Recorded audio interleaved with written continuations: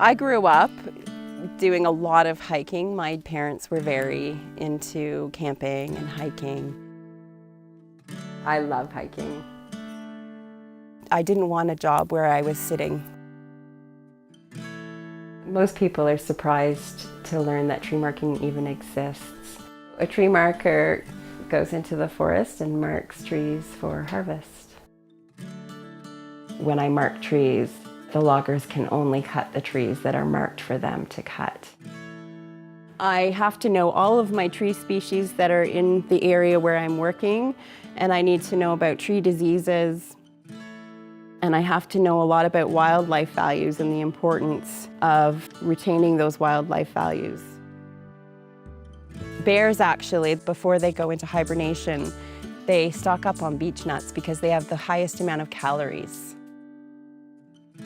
I wanted to start a career in something that I knew I would love to do and I was passionate about. The equipment I use for my job is tree marking paint, a compass, a map, a GPS, and a prism. Some of the best advice I've received is always carry your map and your compass or you will get lost.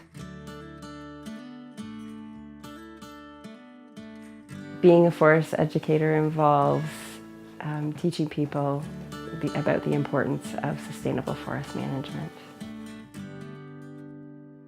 People think, oh, it's awful to cut down those big old trees.